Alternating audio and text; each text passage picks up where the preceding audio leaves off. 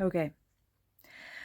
Everything good is credited to man, and everything negative is credited to God. This is his life dealing with us every day. So whenever you have an individual that walks into a church and comes out with a negative experience, they're going to post on their social media or wherever else they decide to have their public square.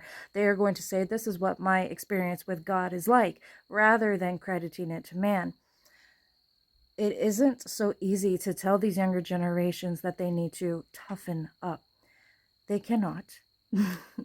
Because they do not know who they are in Christ. We know it's really quite simple. There was no having to go onto this complete crazy path of self-discovery. It was really quite simple. And this is what is lacking in these younger generations, is that they don't know. So in Luke 9:23, and he said to them all, if any man will come after me, let him deny himself and take up his cross daily and follow me. Well, what is the self, that must be denied? This is the ego, and the ego is the personality. The personality is the imperfected being of man. So with this, we can clearly do nothing of our own. So to deny the self is not to impoverish yourself, but it's to carry out God's will, which is to, one, seek him daily for guidance, and two, to surrender the heart, the mouth, and the mind, and allow him to be in complete control of that. Three key aspects of thyself.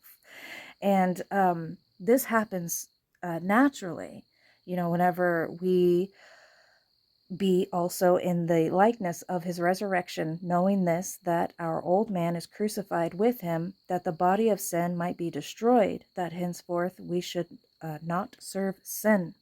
So knowing thyself is, it's not what personality we've created for ourselves, but rather what and who Christ says we are. So in Colossians 3:10, and have put on the new man, which is renewed in knowledge after the image of him that created him.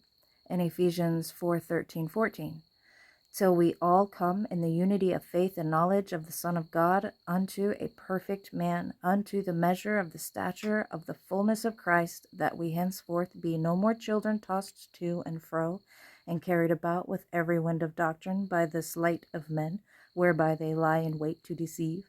And in 2 Corinthians 5:17, therefore if any man be in Christ, he is a new creature. Old things are passed away. Behold, all things are become new, and all things are of God. Romans 8:17, and if children, then heirs, heirs of God, and joint heirs with Christ. If so be that we suffer with him, that we may be also glorified together. And my favorite is Genesis 1:27.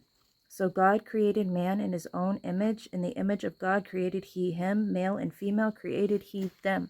So until we can start teaching these younger generations that who they are in Christ, we're going to constantly be met with, well, I had a negative experience with God, and everything that we do that could possibly be judged is going to fall on God. So as children of light, start teaching people who they are in Christ.